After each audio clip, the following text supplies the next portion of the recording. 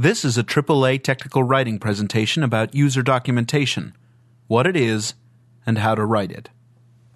Users can be anybody, which leads to the most challenging aspect of writing for them. They have such a range of knowledge. Some are novices who don't even understand logging in. Others are power users who understand a system very well. Yet documentation has to serve both groups equally.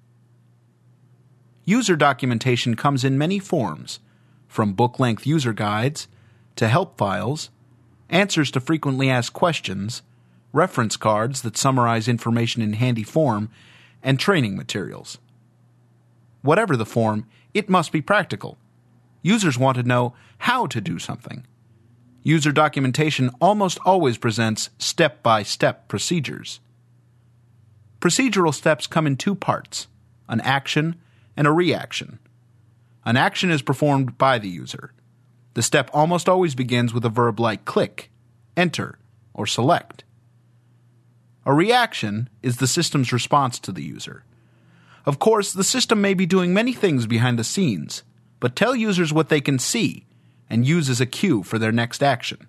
An example of a step familiar to all Windows users is clicking the Start button. As a reaction, the Start menu pops up. To organize the steps, number them for easy reference and group them under headings. Headings, by the way, offer a great technique for writing procedures that are useful for both novices and experts. The expert can use the higher-level heading while novices follow the full procedure. The headings also teach users the point of the steps, helping them learn and remember them. To assist with the learning and remembering, keep the number of steps low. As a good rule of thumb, never use more than 7 steps without inserting a heading. The most common errors in writing user documentation are omitting the reaction part of the step.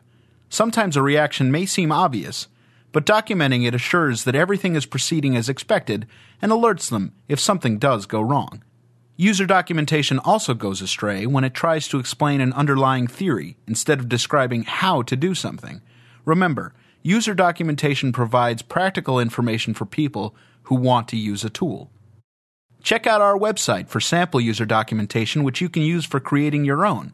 Or, if you prefer, contact our founder, Blair Bowles, to arrange for professionally created user documentation.